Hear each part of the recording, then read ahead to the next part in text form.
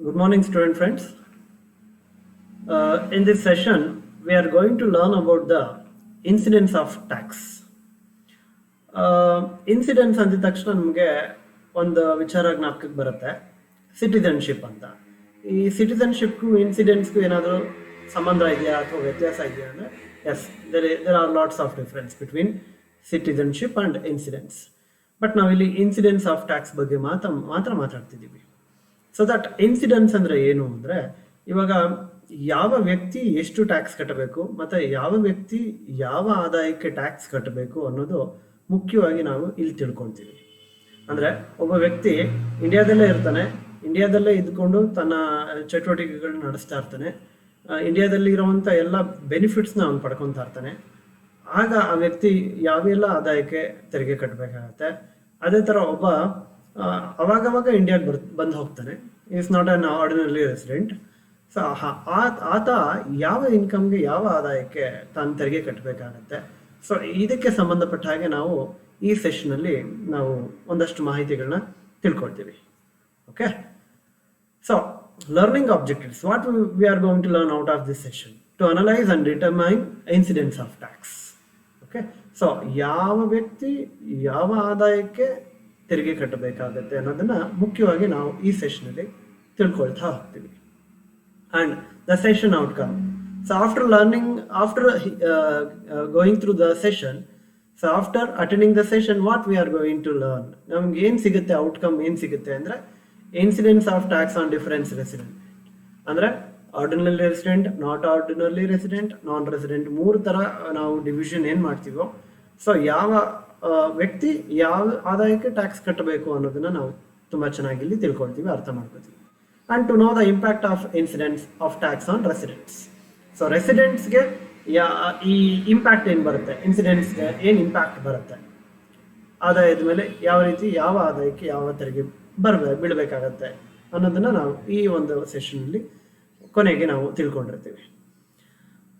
So that income can be income from any source which can be divided as follows. So income ಅಂದಿದ ತಕ್ಷಣ ನಾವು ಯಾವ ರೀತಿ ಅದನ್ನು ವಿಂಗಡಣೆ ಮಾಡ್ಬೋದು ಅಂದರೆ, ನೋಡಿ ನಮಗೆ ಇಲ್ಲಿ ಕಂಟೆಂಟಲ್ಲಿದೆ, income is received or deemed to be received in India in such year.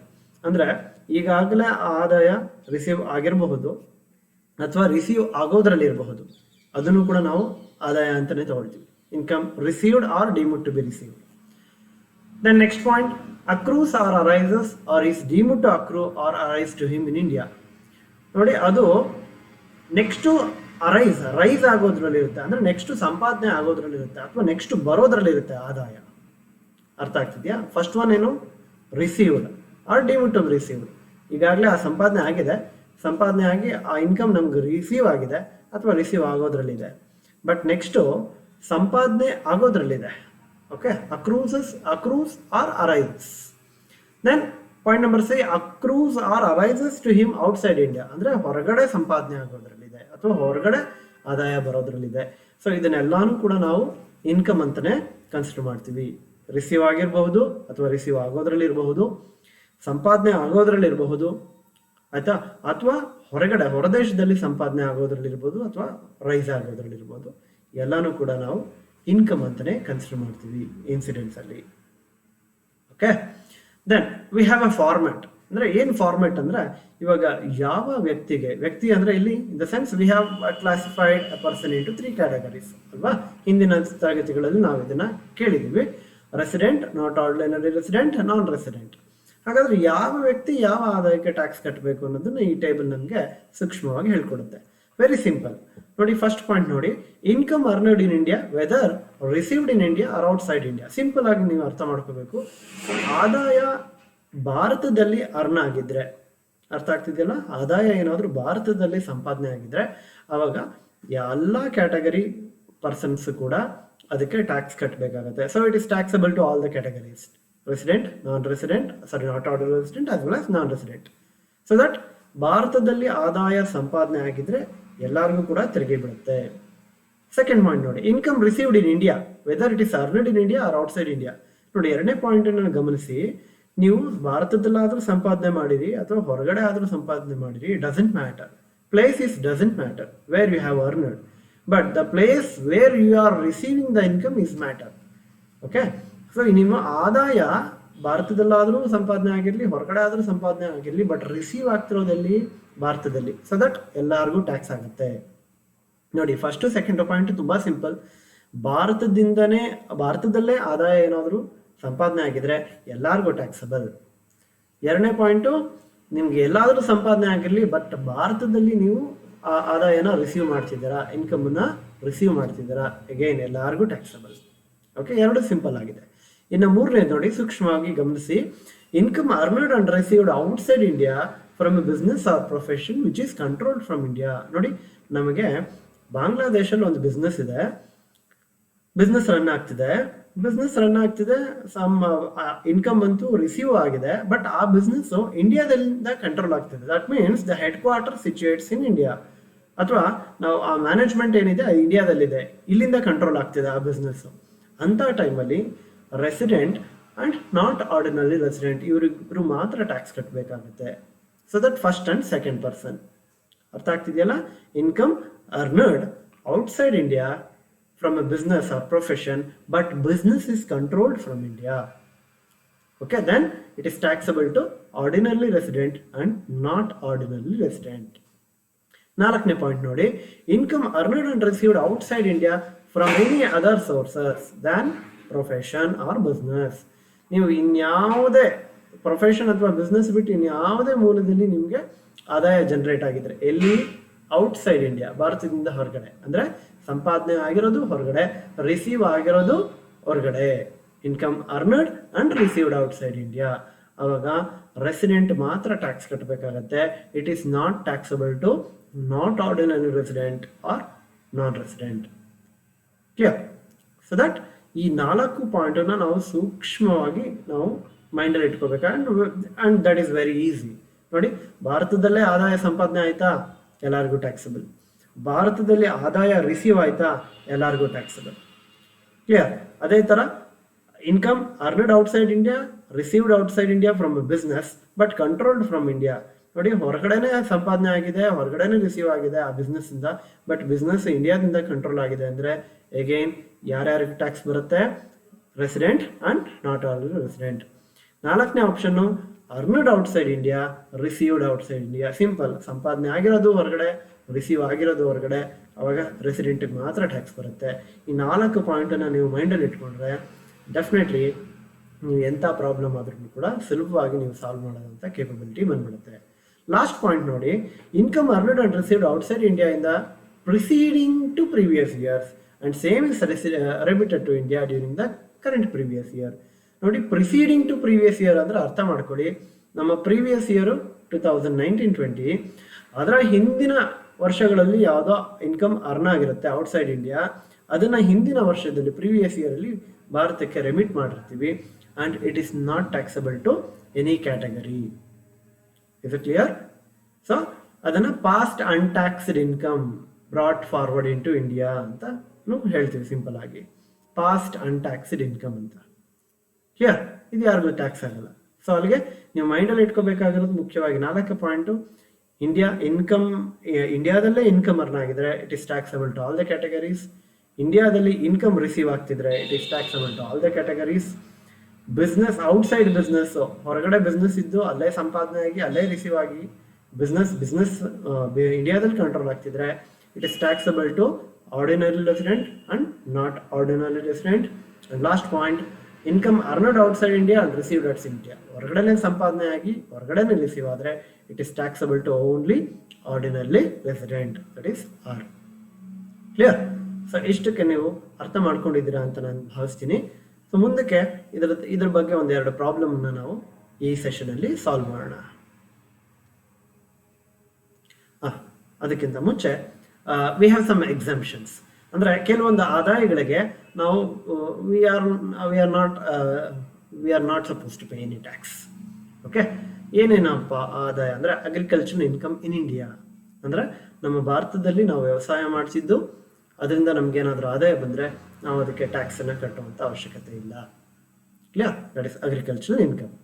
Then dividend received from an Indian company, ನಿಮ್ಮ ಇಂಡಿಯನ್ ಕಂಪನಿ ಅಥವಾ ಡೊಮೆಸ್ಟಿಕ್ ಕಂಪನಿ ಅಂತ ಹೇಳ್ತೀವಿ, ನಮ್ಮ ಭಾರತೀಯ ಕಂಪನಿಗಳು ಅಥವಾ ಡೊಮೆಸ್ಟಿಕ್ ಸ್ವದೇಶಿ ಕಂಪನಿಗಳಿಂದ ನಾವು ಲಾಭಾಂಶ ಪಡ್ಕೊಂಡ್ರೆ ಅದಕ್ಕೂ ನಾವು ಟ್ಯಾಕ್ಸ್ ಕಟ್ಟೋ ಹಾಗಿಲ್ಲ.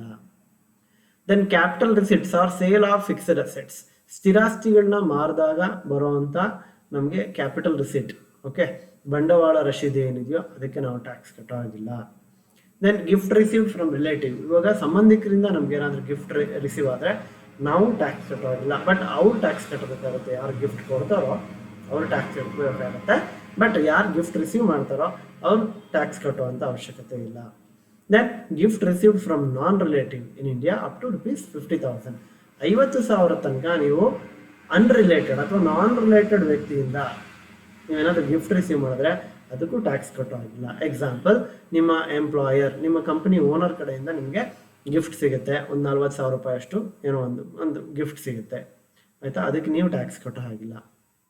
ಅಕಸ್ಮಾತ್ ನಿಮ್ಮ ಎಂಪ್ಲಾಯರ್ ನಿಮಗೆ ಒಂದು 80,000 ನಿಮಗೆ ಒಂದು ಬೈಕ್ ಗಿಫ್ಟ್ ಮಾಡಿದ್ರೆ ನಿಮಗೆ ₹80,000 ಟ್ಯಾಕ್ಸಬಲ್ ಇನ್ಕಮ್ ಆಗುತ್ತೆ, ಅಂದರೆ 80,000 ನೀವು ಟ್ಯಾಕ್ಸ್ ಕಟ್ಟಬೇಕಾಗುತ್ತೆ.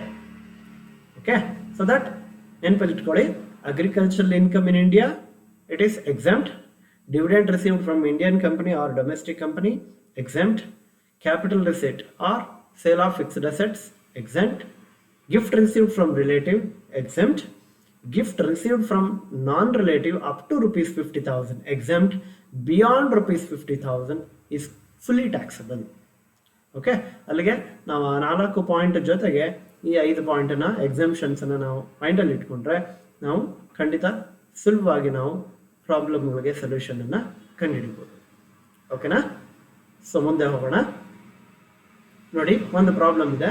The following are the income of Shriram for previous year 1920. Profit from business in Iran received in India ₹5,000. ನೋಡಿ, ಇರಾನಲ್ಲಿ ಬಿಸ್ನೆಸ್ ನಡೆಸ್ತಾ ಇದ್ದೀರಾ, ಆಯ್ತಾ, ಅದರಿಂದ ಪ್ರಾಫಿಟ್ ಬಂದಿದೆ. ಆ ಪ್ರಾಫಿಟ್ನ ನೀವು ರಿಸೀವ್ ಮಾಡ್ತಿರೋದಲ್ಲಿ ಇಂಡಿಯಾದಲ್ಲಿ ರಿಸೀವ್ ಮಾಡ್ತಿದ್ದೀರಾ. ಸೊ ನೆನ್ಪಿಟ್ಕೊಳ್ಳಿ ಮಕ್ಕಳೇ, ರಿಸೀವ್ ಮಾಡ್ತಿರೋದು ಇಂಡಿಯಾ ಅಂದರೆ ಕ್ಲಾಸ್ ನಂಬರ್ 2 ಆಗುತ್ತೆ. ರಿಸೀವ್ಡ್ ಇನ್ ಇಂಡಿಯಾ, ನೀವು ಸಂಪಾದನೆ ಎಲ್ಲಾದರೂ ಮಾಡಿರಿ, ಇಂಡಿಯಾದಲ್ಲಿ ರಿಸೀವ್ ಮಾಡಿದ್ರೆ ಆ ಇನ್ಕಮ್ಗೆ ಎಲ್ಲ ಕ್ಯಾಟಗರಿ ಆಫ್ ಪರ್ಸನ್ಸು ಟ್ಯಾಕ್ಸ್ ಕಟ್ಟಬೇಕಾಗತ್ತೆ. ಅಂದರೆ ಇದು 3 ಕ್ಯಾಟಗರಿಗೂ ಟ್ಯಾಕ್ಸ್ ಆಗುತ್ತೆ. Clear? Then income from house property in Iran received in India, again received in India ಬರ್ತಾ ಇದೆ. Again this 500 is taxable to all the 3 categories. Then point C, income from house property in Pakistan deposited in a bank there ₹1,000. ನೋಡಿ, ಪಾಕಿಸ್ತಾನಲ್ಲಿ ಒಂದು property ಇದೆ, ಆ ಪ್ರಾಪರ್ಟಿಯಿಂದ income ಬಂದಿದೆ, ಬಾಡಿಗೆನೋ ಅಥವಾ ಏನಾದ್ರು ಬಾಡಿಗೆ ಅಂತಲೇ ತಗೊಳ್ಳಿ, ಬ್ಯಾಂಕ್ಗೆ ಡೆಪಾಸಿಟ್ ಮಾಡಿದ್ದೀವಿ ಅಲ್ಲಿಗೆ ಅರ್ಥ ಏನು, ನಮಗೆ ಇಂಡಿಯಾದಿಂದ ಹೊರಗಡೆ ಆದಾಯ ಬಂದಿದೆ, ಮತ್ತು ಆದಾಯ ರಿಸೀವ್ ಆಗಿರೋದು ಕೂಡ ಇಂಡಿಯಾದಿಂದ ಹೊರಗಡೆ. Earned outside income and received earned outside India and received outside India. Okay, ಅಲ್ಲಿಗೆ ಇದು ಕ್ಲಾಸ್ ನಂಬರ್ 4 ಆಗುತ್ತೆ. ಅಲ್ಲಿಗೆ ಆರ್ಡಿನರಿ ರೆಸಿಡೆಂಟ್ ಮಾತ್ರ ಇದಕ್ಕೆ ಟ್ಯಾಕ್ಸ್ ಕಟ್ಟಬೇಕಾಗುತ್ತೆ. ದೆನ್ ನೆಕ್ಸ್ಟ್ ಪಾಯಿಂಟ್ ನೋಡಿ, point D, profits of business established in Pakistan deposited in a bank there ₹20,000. ನೋಡಿ, ಪಾಕಿಸ್ತಾನಲ್ಲಿ ಒಂದು ಬಿಸ್ನೆಸ್ ಇದೆ, ಅದರಿಂದ ಒಂದು ₹20,000 ಆದಾಯ ಬಂದಿದೆ, ಆಯಿತಾ, ಅಲ್ಲೇ ಡೆಪಾಸಿಟ್ ಮಾಡಿದ್ದಾರೆ. ಔಟ್ ಆಫ್ ₹20,000 ₹20,000 ₹10,000 ಇಂಡಿಯಾಗೆ ತಂದಿದ್ದಾರಂತೆ, ಬ್ರಾಟ್ ಇನ್ ಟು ಇಂಡಿಯಾ ಅಂತ ಹೇಳಿದ್ದಾರೆ. Okay, that doesn't matter. Received ಎಲ್ಲಾಗಿದೆ ಅದು important, where it has been received. But continuation ನೋಡಿ, business is controlled from India. So that business is controlled from India ಅಂದರೆ ನೀವು ಹುಷಾರಾಗಬೇಕು. ನೋಡಿ, income earned outside India from a business outside India, ಹೊರಗಡೆ ಒಂದು business ಇದೆ, ಅದರಿಂದ ನಿಮ್ಗೆ ಇನ್ಕಮ್ ಅರ್ನ್ ಆಗಿದೆ. Okay, earned outside India, received outside India from a business. But business is controlled from India ಅಂದರೆ ನಮಗೆ ಕ್ಲಾಸ್ ನಂಬರ್ 3 ಬರುತ್ತೆ. ಸೊ ಕ್ಲಾಸ್ ನಂಬರ್ 3 ಅಂದರೆ ಏನಾಗುತ್ತೆ, ಆರ್ಡಿನರಿ ರೆಸಿಡೆಂಟ್ಗೆ ಮತ್ತು ನಾಟ್ ಆರ್ಡಿನರಿ ರೆಸಿಡೆಂಟ್ಗೆ ಇಬ್ಬರಿಗೂ ಕೂಡ ಟ್ಯಾಕ್ಸ್ ಆಗುತ್ತೆ. Is clear? ಸೊ ನೋಡಿ, ಇದರ ಸೊಲ್ಯೂಷನ್ಸನ್ನು ನಾವು ನೋಡ್ಕೊಂಡು ಹೋದ್ರೆ ನೋಡಿ, first one profit from business in Iran received in India, ಇಂಡಿಯಾದಲ್ಲಿ ರಿಸೀವ್ ಆಗಿರೋದ್ರಿಂದ ನೋಡಿ ₹5,000 3 ಜನಕ್ಕೂ ಕೂಡ ಟ್ಯಾಕ್ಸ್ ಆಗುತ್ತೆ. It is taxable to all the 3 categories. Second point ನೋಡಿ, income from house property in Iran received in India, again received in India, it is taxable to all the 3 categories. ನೋಡಿ, ₹500 3 ಕ್ಯಾಟಗರಿಗೂ ಕೂಡ taxable ಆಗಿದೆ. ಮೂರನೇದು ನೋಡಿ, income from house property in Pakistan deposited in a bank there. Earn ಆಗಿರೋದು ಇಂಡಿಯಾದಿಂದ ಹೊರಗಡೆ, receive ಆಗಿರೋದು ಇಂಡಿಯಾದಿಂದ ಹೊರಗಡೆ, ಹಾಗಾಗಿ ಫಸ್ಟ್ ಪರ್ಸನ್ ರೆಸಿಡೆಂಟ್ಗೆ ಮಾತ್ರ ಟ್ಯಾಕ್ಸ್ ಆಗುತ್ತೆ 1,000 ರೂಪಾಯಿ. ಕೊನೆದು ನೋಡಿ, business in Pakistan, okay, but business is controlled from India. Business is in ಪಾಕಿಸ್ತಾನಲ್ಲಿ ಬಿಸ್ನೆಸ್ ಇದೆ ಮತ್ತು ಪ್ರಾಫಿಟ್ ಬಂದಿದೆ, ಬಟ್ ಆ ಪ್ರಾಫಿಟನ್ನು ನಾವು ಅಲ್ಲೇ ರಿಸೀವ್ ಮಾಡಿದ್ದೀವಿ, ಜೊತೆಗೆ ಆ ಬಿಸ್ನೆಸ್ ಇಂಡಿಯಾದಿಂದ ಕಂಟ್ರೋಲ್ ಆಗ್ತಿದೆ, ಅಂದರೆ ಮ್ಯಾನೇಜ್ಮೆಂಟ್ ಇಂಡಿಯಾದಲ್ಲಿದೆ. ಹಾಗಾಗಿ ಕ್ಲಾಸ್ ನಂಬರ್ 3 ಬರುತ್ತೆ ನೋಡಿ, ಆರ್ಡಿನರಿ ರೆಸಿಡೆಂಟ್ ಮತ್ತು ನಾಟ್ ಆರ್ಡಿನರಿ ರೆಸಿಡೆಂಟ್ ಇಬ್ರಿಗೆ ಮಾತ್ರ ಟ್ಯಾಕ್ಸ್ ಆಗುತ್ತೆ. ಅಲ್ಲಿಗೆ 20,000 ನಿಲ್. ಸೊ ದಟ್ ನೋಡಿ, ಇಷ್ಟೆಲ್ಲ ಇನ್ಕಮ್ ಇದ್ದಾಗ ನಮಗೆ if I am an ordinary resident, then my taxable income would be 26,500. ನನಗೆ ಇದೆಲ್ಲ ಆದಾಯ ಇದ್ದರೆ, ನಾನು ಒಬ್ಬ ಆರ್ಡಿನರಿ ರೆಸಿಡೆಂಟ್ ಆದರೆ ನನಗೆ 26,500 ರೂಪಾಯಿಗೆ ಟ್ಯಾಕ್ಸ್ ಕಟ್ಟುವಂಥ ಅವಶ್ಯಕತೆ ಇರುತ್ತೆ. ಅಕಸ್ಮಾತ್ ನಾನು ನಾಟ್ ಆರ್ಡಿನರಿ ರೆಸಿಡೆಂಟ್ ಅಂತ ಅನಿಸ್ಕೊಂಡ್ರೆ 25,500 ರೂಪಾಯಿಗೆ ಟ್ಯಾಕ್ಸ್ ಕಟ್ಟಬೇಕಾಗತ್ತೆ. ಅದೇ ಏನಾದರೂ ನಾನು ನಾನ್ ರೆಸಿಡೆಂಟ್ ಅಂತ ಅನಿಸ್ಕೊಂಡ್ರೆ ಕೇವಲ 5,500 ರೂಪಾಯಿಗೆ ಟ್ಯಾಕ್ಸ್ ಕಟ್ಟಬೇಕಾಗತ್ತೆ. ಕ್ಲಿಯರ್? ಅರ್ಥ ಆಯ್ತಾ? So this is the significance of incidence. ನೋಡಿ, ಇದರಿಂದ ಗೊತ್ತಾಗುತ್ತೆ ಯಾಕೆ ಟ್ಯಾಕ್ಸ್ ಇನ್ಸಿಡೆನ್ಸ್ನ ನಾವು ಕಲಿಬೇಕು ಅಂದರೆ, ನೋಡಿ, ನಾನು ಆರ್ಡಿನರಿ ರೆಸಿಡೆಂಟ್ ಆದರೆ ನನ್ನ ಟ್ಯಾಕ್ಸಬಲ್ ಇನ್ಕಮ್ ಏನು, ಟ್ಯಾಕ್ಸ್ ಲಯಬಿಲಿಟಿ ಏನು. ನಾಟ್ ಆರ್ಡಿನರಿ ರೆಸಿಡೆಂಟ್ ಆದರೆ ನನ್ನ ಟ್ಯಾಕ್ಸಬಲ್ ಇನ್ಕಮ್ ಏನು, ಟ್ಯಾಕ್ಸ್ ಲಯಬಿಲಿಟಿ ಏನು. ನಾನ್ ರೆಸಿಡೆಂಟ್ ಆದರೆ ನನ್ನ ಟ್ಯಾಕ್ಸಬಲ್ ಇನ್ಕಮ್ ಮತ್ತು ಟ್ಯಾಕ್ಸ್ ಲಯಬಿಲಿಟಿ. ಇದನ್ನ ಕ್ಲೀನಾಗಿ ಅರ್ಥ ಮಾಡ್ಕೋಬಹುದು ಅಲ್ವಾ? ಹಾಗೆ ಇನ್ನೊಂದು ಎಕ್ಸಾಂಪಲ್ ನಾವು ತಗೋಣ. The following are the incomes of Shri Kiran for the previous year 2019-20. Income from agriculture in Pakistan ₹30,000. ನೋಡಿ, ಗಮನಿಸಿ, ಪಾಕಿಸ್ತಾನಲ್ಲಿ ಅಗ್ರಿಕಲ್ಚರ್ ಇನ್ಕಮ್ ಅರ್ನ್ ಆಗಿದೆ. ಸರ್ ಎಕ್ಸಾಂಪಲ್ ಅಲ್ವಾ ಸರ್ ಅಗ್ರಿಕಲ್ಚರ್ ಇನ್ಕಮ್? ಇಲ್ಲ, agriculture income in India exemption ಇದೆ. ಭಾರತದಲ್ಲಿ ನಾವು ವ್ಯವಸಾಯ ಮಾಡಿ ಅದರಿಂದ ನಮಗೆ ಆದಾಯ ಬಂದರೆ ಅದಕ್ಕೆ ನಮಗೆ ಎಕ್ಸಂಪ್ಷನ್ ಇದೆ. ಬಟ್ ಇಲ್ಲಿ ಆದಾಯ ಬರ್ತಿರೋದು ಎಲ್ಲಿ? ಪಾಕಿಸ್ತಾನಲ್ಲಿ. So that agriculture income in Pakistan ಭಾರತದಿಂದ ಹೊರಗಡೆ ಸಂಪಾದನೆ ಆಗ್ತಿರೋದು, ಅಲ್ಲೇ ರಿಸೀವ್ ಆಗ್ತಿರೋದು. ಯಾಕಂದರೆ ಇಂಡಿಯಾದಲ್ಲಿ ರಿಸೀವ್ ಆಗಿದೆ ಅಂತ ಅವ್ರು ಹೇಳಿಲ್ಲ, ಹಾಗಾಗಿ ಅದರ ಅರ್ಥ ಏನು? Earned outside India and received outside India. So class number 4 ಬರುತ್ತೆ. ಇದು ಆರ್ಡಿನರಿ ರೆಸಿಡೆಂಟ್ಗೆ ಮಾತ್ರ ಟ್ಯಾಕ್ಸ್ ಆಗುತ್ತೆ. ಸೆಕೆಂಡ್ ಪಾಯಿಂಟ್ ನೋಡಿ, income from salary received in India but services var rendered in Iraq. Okay, doesn't matter. Wherever services have been rendered doesn't matter. Clear? But income is received in India. That's the matter. So income ಇಂಡಿಯಾದಲ್ಲಿ receive ಆಗಿದ್ರೆ 3 ಜನಕ್ಕೂ tax ಆಗುತ್ತೆ, ಅಂದರೆ 3 ಕ್ಯಾಟಗರಿಗೂ tax ಆಗುತ್ತೆ. Income from business carried in India. ನೋಡಿ, income from business carried in India. ನೀವು business ಅನ್ನು ಇಂಡಿಯಾದಲ್ಲೇ ಮಾಡ್ತಿದ್ದೀರಾ, ಅಲ್ಲಿಗೆ ಇಂಡಿಯನ್ ಇನ್ಕಮ್. ಓಕೆ, ಅಲ್ಲಿಗೆ ಕ್ಲಾಸ್ ನಂಬರ್ 1 ಎಲ್ಲರಿಗೂ ಟ್ಯಾಕ್ಸ್ ಆಗುತ್ತೆ 12,000. ನೆಕ್ಸ್ಟ್ 4th ಪಾಯಿಂಟ್ ನೋಡಿ, dividend from domestic company ₹2,000. Dividend from domestic company or Indian company exemption ಇದೆ. ಸೊ ಇದಕ್ಕೆ ಯಾರು ಕೂಡ ಟ್ಯಾಕ್ಸ್ ಕಟ್ಟಬೇಕಾಗಿಲ್ಲ. Income earned and received in Bangladesh from a bank deposited there ₹6,000. Earned in Bangladesh and received in Bangladesh. ನೋಡಿ, ಸಂಪಾದನೆ ಆಗಿರೋದು ಇಂಡಿಯಾದಿಂದ ಹೊರಗಡೆ, ರಿಸೀವ್ ಆಗಿರೋದು ಇಂಡಿಯಾದಿಂದ ಹೊರಗಡೆ. So that it is taxable to only first person, that is ordinary resident. ನೋಡಿ, ಕೊನೆ point, income from business in Ceylon but controlled from India and remitted to India ₹14,000. ನೋಡಿ, ಶ್ರೀಲಂಕಾದಲ್ಲಿ ಇನ್ಕಮ್ ಬಿಸ್ನೆಸ್ ಇದೆ, ಅಲ್ಲಿ ಇನ್ಕಮ್ ಬಂದಿದೆ, ಆಯ್ತಾ? ಸೊ ರೆಮಿಟ್ ಆಗಿರೋದು ಇಂಡಿಯಾಗೆ ರೆಮಿಟ್ ಆಗಿದೆ, that doesn't matter. Remitted doesn't matter, received matter.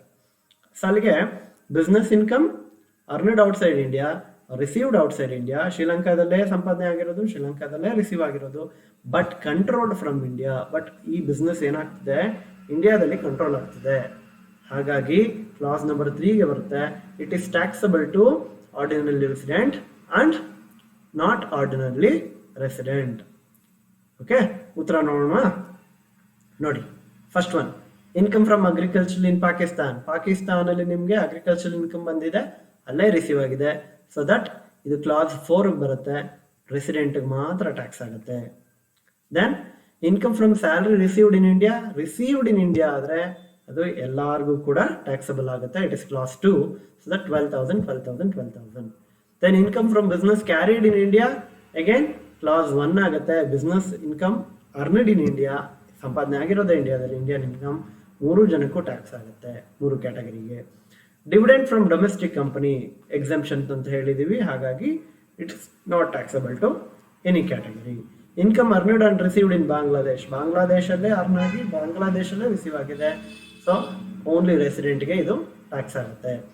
Then last point, income from business in Ceylon remitted to India but controlled from India. So business income ಶ್ರೀಲಂಕಾದಲ್ಲಿ earn ಆಗಿದೆ, ಅಲ್ಲೇ ರಿಸೀವ್ ಆಗಿದೆ, but business control ಆಗ್ತಿರೋದು ಇಂಡಿಯಾದಿಂದ. Class number 3 ಬರುತ್ತೆ, it is taxable to resident and not ordinary resident. So that ಏನು summary ಇದರಿಂದ ಗೊತ್ತಾಯಿತು, if I am an ordinary resident then I have to pay tax on 74,000. If I am a not ordinary resident, I need to pay tax on 38,000 rupees. If I am a non-resident, then I have to pay tax on 24,000 rupees. Okay, artha aitalva? So this is the significance of incidents, tax incidents. So ee karanakkoskara ನಾವು tax incidents ಕಲಿಬೇಕು. ಇದರಿಂದ ನಮಗೆ ಯಾವ ವ್ಯಕ್ತಿ ಅವನು resident ಆದರೆ ಎಷ್ಟು tax ಕಟ್ಟಬೇಕಾಗುತ್ತೆ, ಯಾವ ಇನ್ಕಮ್ಗೆ, ನಾಟ್ ಆರ್ಡಿನರಿ ರೆಸಿಡೆಂಟ್ ಆದರೆ ಅವನು ಯಾವ ಇನ್ಕಮ್ಗೆ ಕಟ್ಟಬೇಕಾಗುತ್ತೆ ಟ್ಯಾಕ್ಸನ್ನು, ಮತ್ತು ನಾನ್ ರೆಸಿಡೆಂಟ್ ಆದರೆ ಅವನು ಯಾವ ಇನ್ಕಮ್ಗೆ ಟ್ಯಾಕ್ಸ್ ಕಟ್ಟಬೇಕಾಗುತ್ತೆ ಅನ್ನೋದನ್ನು ನಾವು ಇಲ್ಲಿ ಕಲ್ತ್ಕೊಳ್ತೀವಿ. Okay, thank you. We will meet you in the next section. Thank you very much.